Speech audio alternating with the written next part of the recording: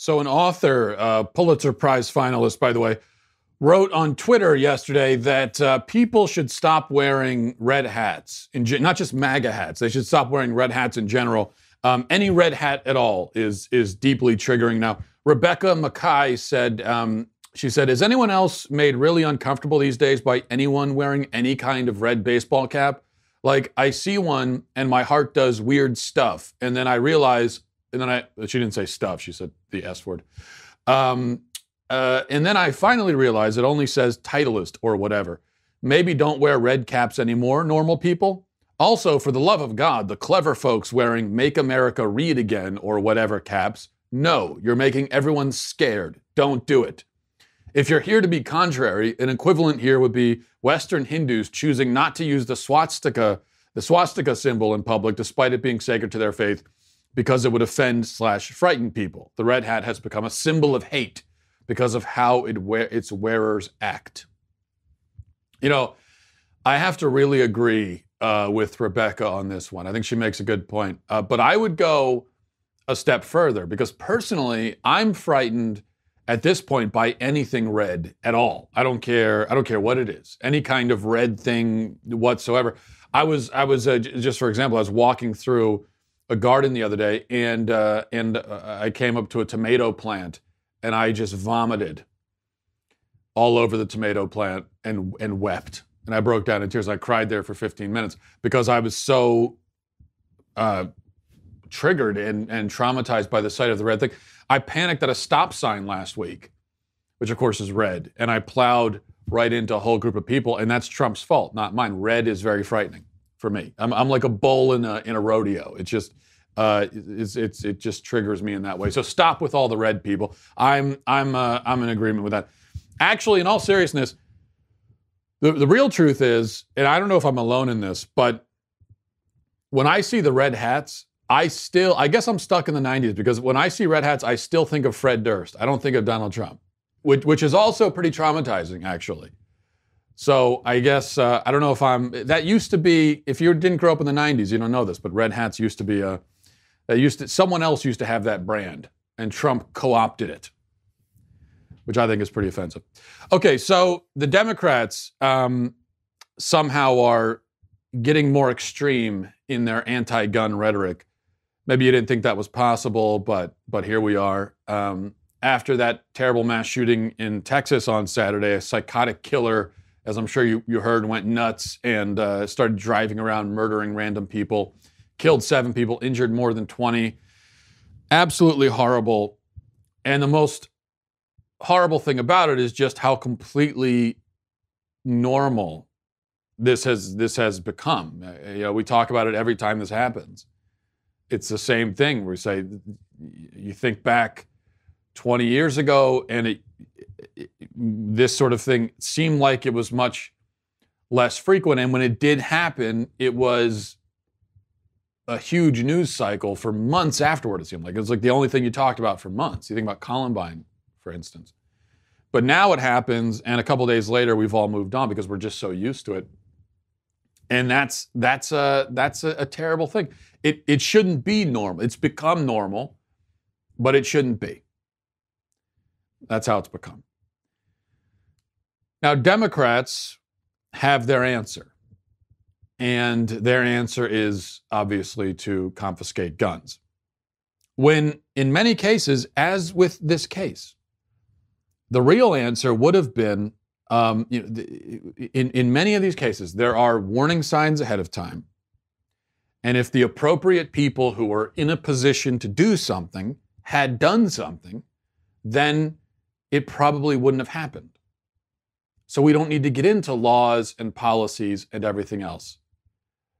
We don't need additional laws. If the laws that were already in place had been enforced and the people who were in a position to do something had done something, then this might have been prevented. Because that's the thing about laws. You can add 50 additional laws. You can add 100. You could pass 500 new anti-gun laws. It wouldn't matter if they're not enforced. And if we're not enforcing the ones we already have on the books, then what's the point of adding new ones? So we don't even need to get into the ideological aspect of it. It's just if we're not enforcing the ones we already have on the books, then what's the point of additional laws? In this case, it's not a matter of having enforced gun laws, but it turns out that the killer called the police. He was fired from his job on the day that this happened. He called the police himself, and his job called the police. And apparently, I think the FBI was notified as well. But nothing was done, and then this happens. So we don't need to get into talking about gun laws, but of course we will, and that's what's happened over the last few days.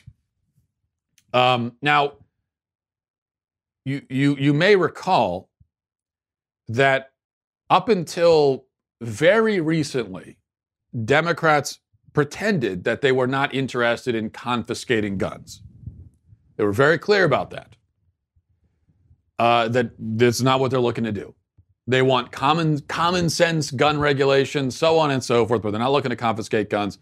Now, for the first time, they're being relatively upfront about it, as upfront as these people are capable of being anyway. Here's Beto O'Rourke talking to reporters on Saturday, and listen to what he had to say. How do you address the fears that the government is going to take away those assault rifles, as you call them, if you're talking about buybacks and banning? Yeah. So I want to be really clear that that's exactly what we're going to do. Americans who own AR-15s, AK-47s, will have to sell them to the government. We're not going to allow them to stay on our streets, to show up in our communities, to be used against us in our synagogues, our churches, our mosques, our Walmarts, our public places. And then on Twitter, in reaction to the news that the shooter had used an AR-15, he said simply, "Buy them all back, period. Buy them all back." Now, I call this only relatively upfront. It's more upfront than Democrats have been in the past, but it's only relatively because the term buyback is, of course, a euphemism. It's like, it would be like if I were to commit an armed robbery, and when the police come, I said, "Hey, it wasn't armed robbery, it was a compelled donation," is all. It's the same kind of thing. A mandatory buyback, which is what the Dems want, is the same as confiscation. It is confiscation by another name. It's the exact same thing. It's confiscation with maybe a financial compensation tied to it. But the problem with the financial compensation is that it does nothing to address the violation of rights, the fundamental and underlying violation of rights that's taking place. You can't undo that by just giving someone money. So that's a problem, and it's compelled. And the government is just, in effect, giving you back your own money. Let's remember that if the government has money, whatever money the government has, it has because it's taken it from you and from me. And so now they want to take your guns and then give you money in exchange, but they're giving your own money back to you. So they're buying back your gun with your money. It's basically like they're taking your gun and then taking your wallet out of your back pocket and taking a few dollars out of your own wallet and saying, "Here you go. That's for your here's for your trouble. Here's for the gun." It's just it's completely absurd. Meanwhile, here's what Joe Biden had to say about guns. The idea that we don't have elimination of assault-type weapons, magazines that can hold multiple bullets in them, is absolutely mindless. It is no violation of the Second Amendment. It is it's just a bow to the special interest of the gun manufacturers and the NRA. It's got to stop. Now, yes, obviously it's easy to make fun of Joe Biden talking about magazines with multiple bullets. All magazines have multiple bullets. That's the point of a magazine. You might as well ban six-packs that have more than one beer, right? That's sort of the whole point of it.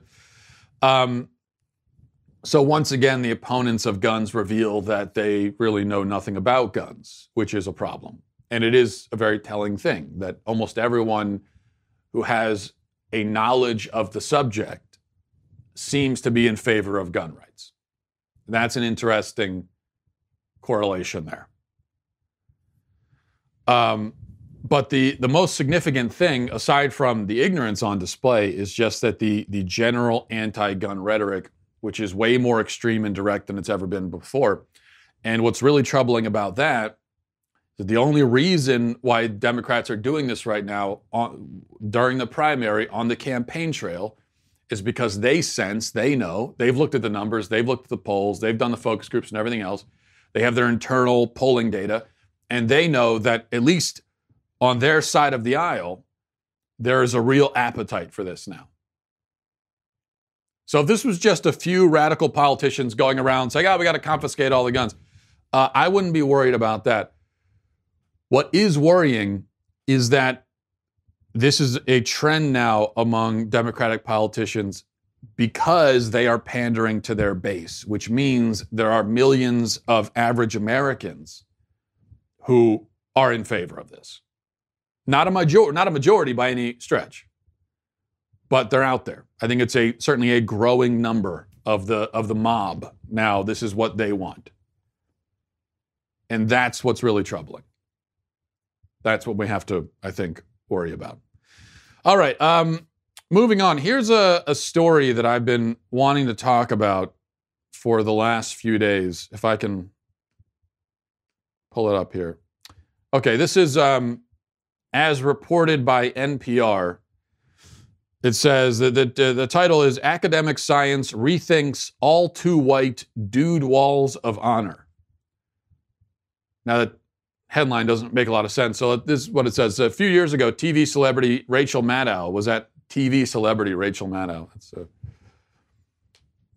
It's an interesting label for it. Was at Rockefeller University to hand out a prize that's given each year to a prominent female scientist. As Maddow entered the auditorium, someone overheard her say, "What's up with the dude wall?" She was referring to a wall covered with portraits of scientists from the university who have won either a Nobel Prize or the Lasker Award, a major medical prize. 100% of them are men. It's probably 30 headshots of 30 men, so it's imposing, says Leslie Vosshall, a neurobiologist with the university and the Howard Hughes Medical Institute. Vosshall says Maddow's remark and the word dude wall crystallized something that has been bothering her for years as she travels around the country to give lectures and attend conferences at scientific institutions. She constantly encounters lobbies, conference rooms, passageways, and lecture halls that are decorated with portraits of white men.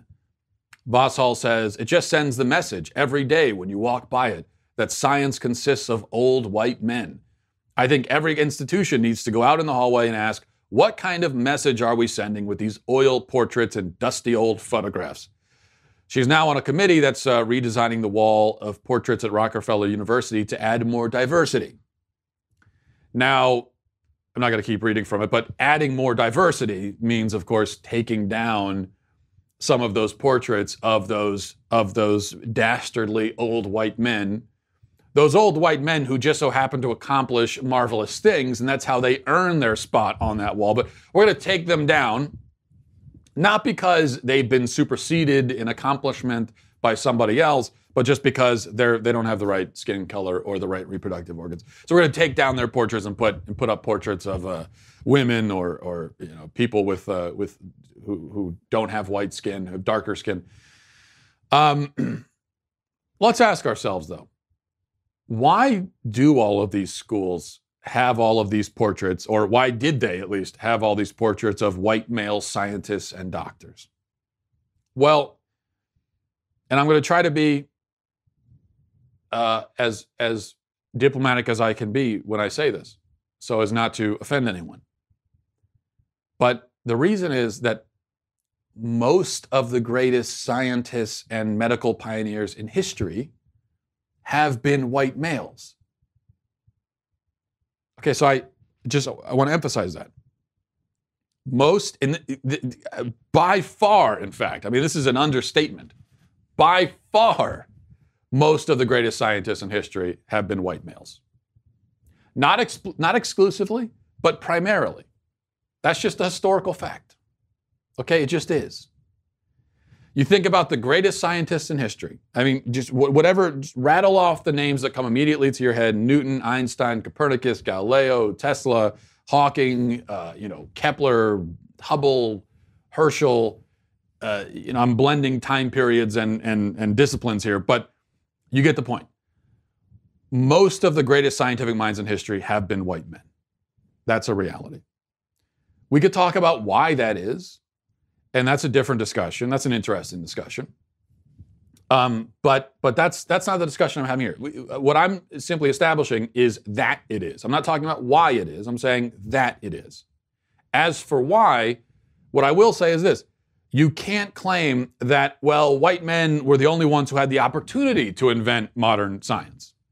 They're the only ones who could do it because of the patriarchal and racist societies of the past, and so they're the only ones who had the chance, and so they're the ones who did it. No, let me tell you something. Isaac Newton, okay, did not become Isaac Newton as we know him today because he benefited from the patriarchy. Isaac Newton is Isaac Newton because he was a towering genius.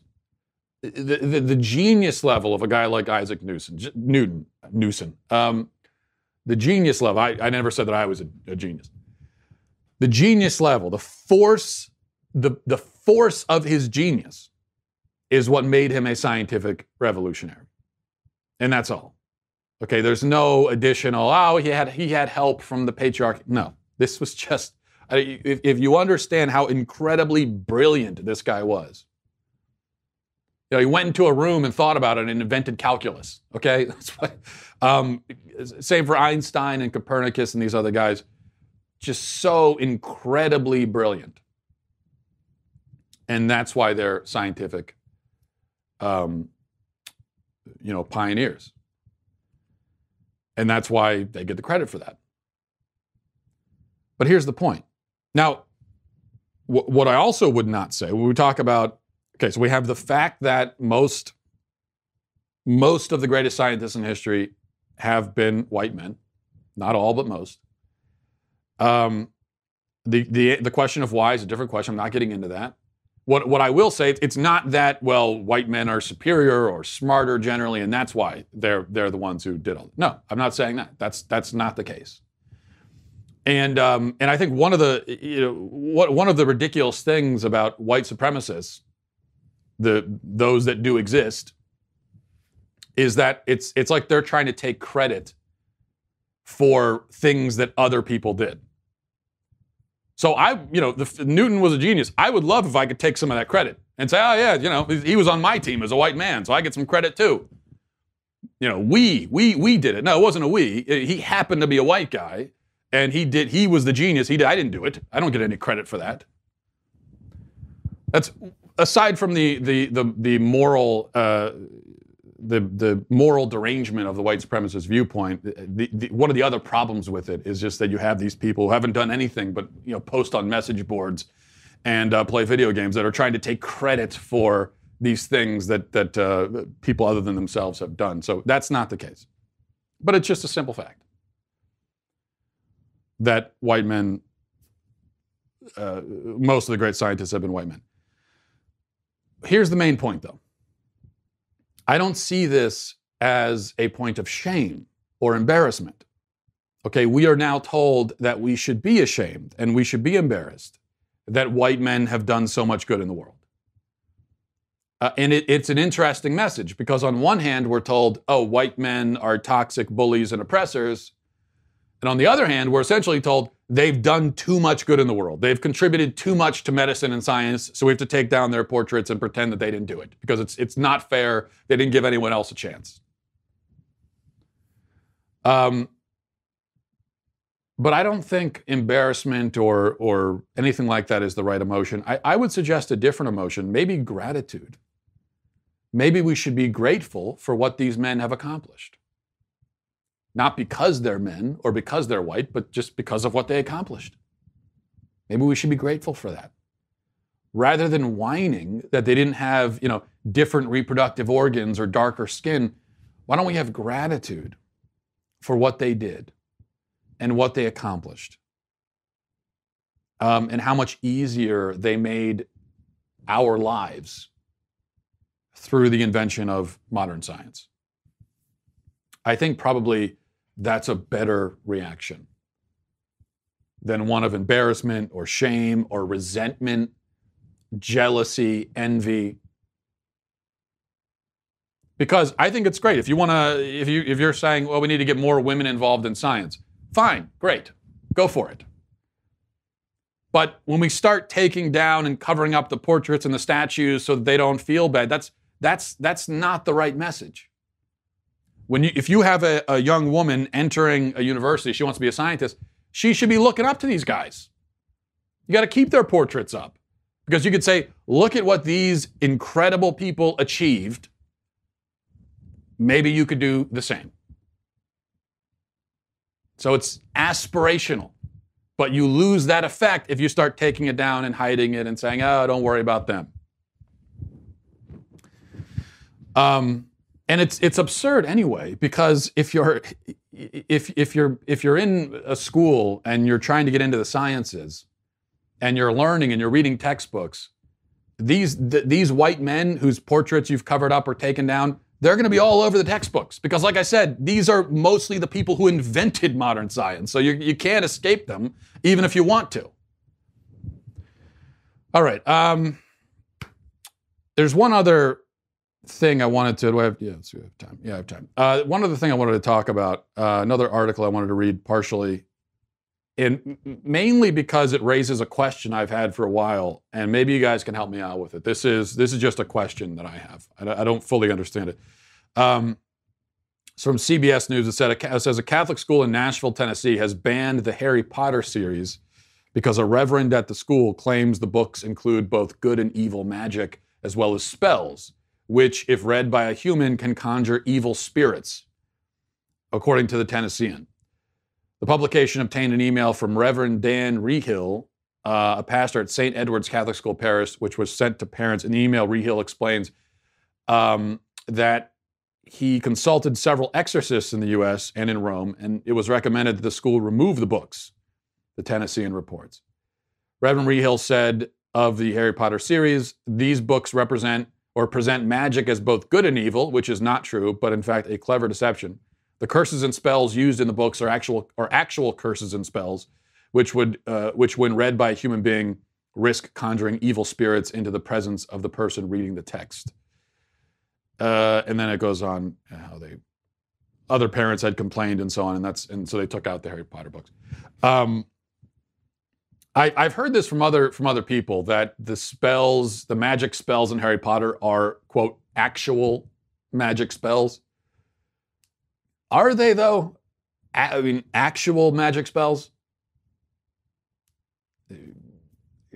Because I don't think magic spells exist in reality. Have you ever seen anyone say a magic spell and then something magical happens? Have you ever seen that in your life? I never have. That's something that exists in fantasy books. It's not a real thing. So, but this problem with Harry Potter, this is a thing among some Christians, a not insignificant number of Christians in my experience. Some Christians are very uncomfortable with Harry Potter, and maybe that's understating it. But I have to say that I don't understand it personally. I'm not a Harry Potter fan. I think quality-wise, it's nothing special. But this, and I haven't read it, and yes, I do say that even though I haven't read it. I mean, I also haven't read Twilight or 50 Shades of Grey, but I feel confident that I can say those are not literary classics, even though I haven't read them. Harry Potter, I'm not going to say is at quite down at that level, but I don't think it's at the level of something like Lord of the Rings. But this idea that it's somehow spiritually dangerous, that I don't get. Yes, there are magic spells, there are evil spirits, evil forces, all that, but all of that exists, speaking of Lord of the Rings, all of that exists in Lord of the Rings too. And I get that Tolkien was a Christian, and there are some Christian elements in the Lord of the Rings. Lord of the Rings is not a Christian allegory, as some people like to claim. Tolkien himself was clear that it was not that, wasn't meant to be that, but he was a Christian, a devout Christian. So yeah, that's true. But still, it's a fantasy story dealing with good and evil forces and magic spells and so on and so forth, just like Harry Potter. So why is Harry Potter a problem, but not Lord of the Rings? I don't quite understand that. I think here's what I say. I think the depiction of evil in a story, whether it's magical evil or ordinary, everyday evil, really doesn't much matter. The depiction only becomes problematic when the evil is either glorified or when we're given sort of a nihilistic view where there's really no difference between good and evil and they all blend together and in the end there is no good or evil. I think both of those are problems, especially for kids. So I would agree with that. And I'm not saying there's anything inherently absurd about, being concerned about a fiction story. Because I also think this idea that, it's just make-believe, it doesn't matter what happens in the story. No, I don't think that's true at all. It definitely matters. And people are shaped and formed and influenced by the stories they read. This is part of human nature. It's been the case ever since the dawn of human civilization. We tell stories, and this is one of the things that moves and motivates and as I said, forms us. So it does matter what those stories contain and what sort of stories we're dealing with.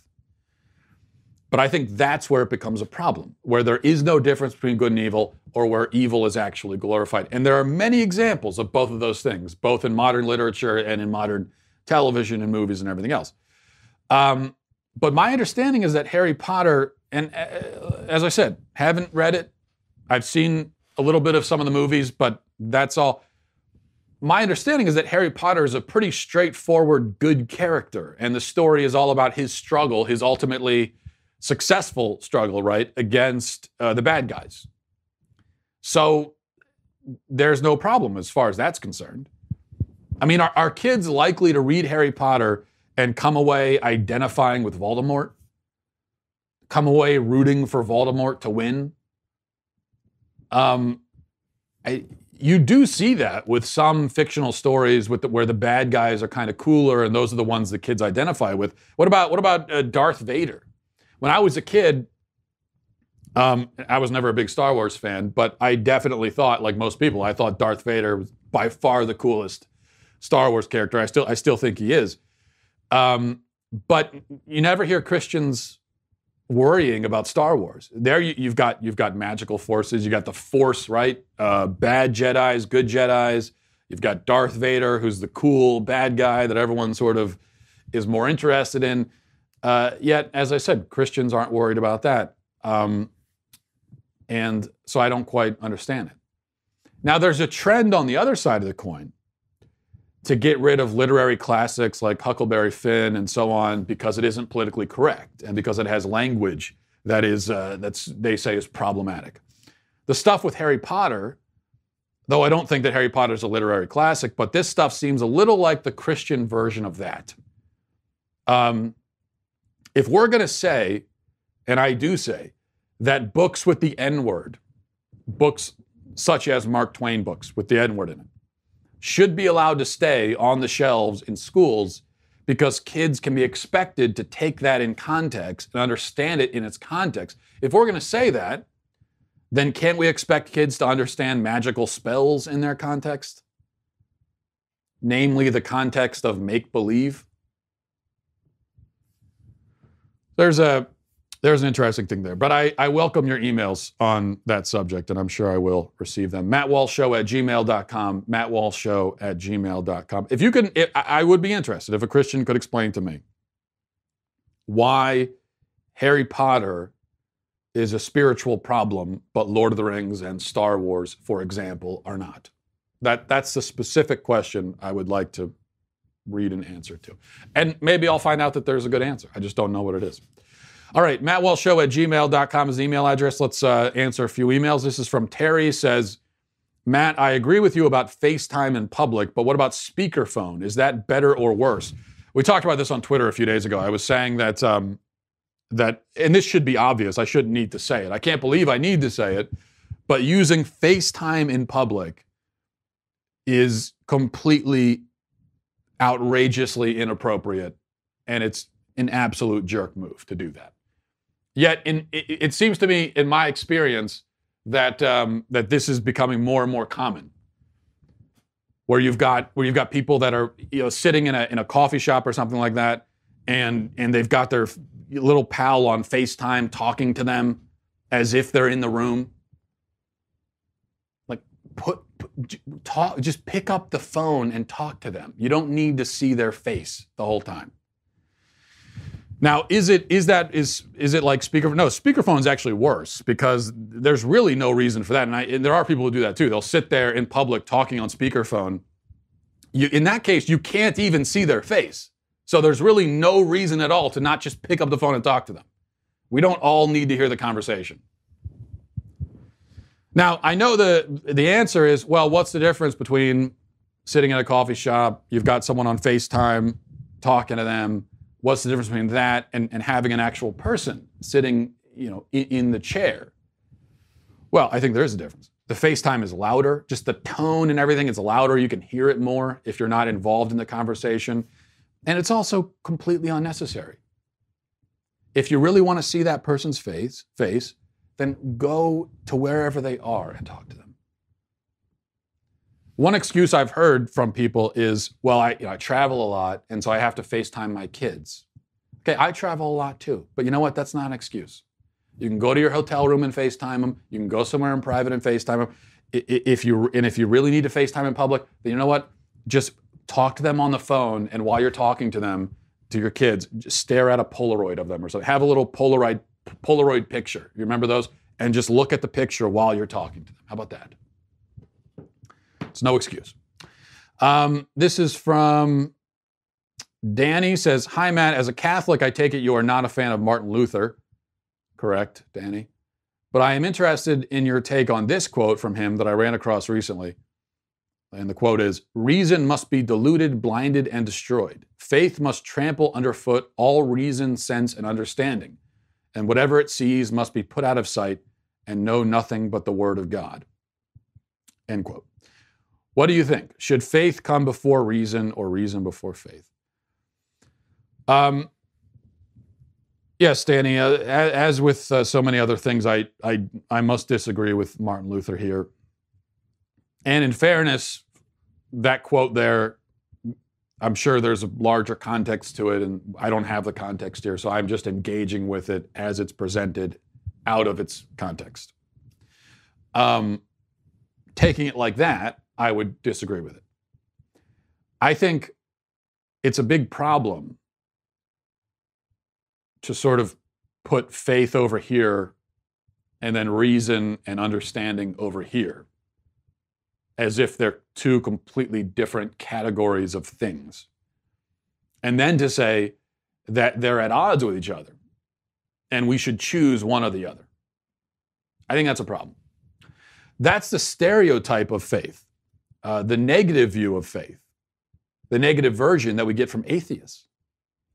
When I hear Christians confirming it, it really makes me cringe. And I do hear this, putting this Martin Luther quote aside, I hear this kind of thing from Christians sometimes. If we have to choose faith over reason, sense, and understanding, how do we, if you're saying, well, I have faith completely apart from your reason, your sense, and your understanding, then what do you mean that you have faith? What does that even mean in that context? What does it mean to say, I think this proposition is true, that there is a God, that Jesus is the Son of God, that the Bible is the Word of God, etc. What does it mean to say that you think that proposition is true if you are accepting it apart from reason and understanding? What does that mean? I think it's true. Well, you can't think anything without reason, and you can't understand the distinction between truth and falsehood without reason. That's what you use your reason for. It's what makes us human. To call something true is a judgment of reason, it seems to me. All of these things are linked, is what I'm saying. I don't think you can neatly separate them and put them into different compartments and different categories. I just don't see how you can do that. Look, if someone asks you, why do you believe in God? Which, if you're a believer, I assume you have been asked that question many times, and it's certainly a question that you must be prepared to answer. So what do you say when you're asked that question?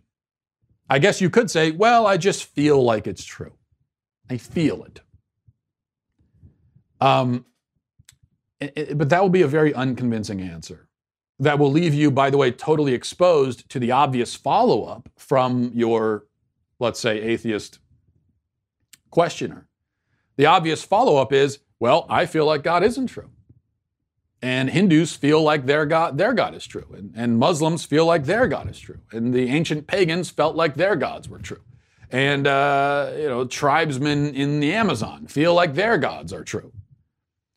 If all you have are your feelings, then how do you know that your feelings are more true than anyone else's? It does no good to say, well, I just really, really feel it. And I assume that they must not feel it, or they're misunderstanding their feelings or something. How do you know that?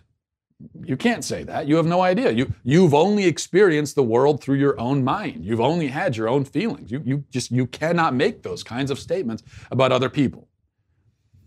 That's why it would be a problem.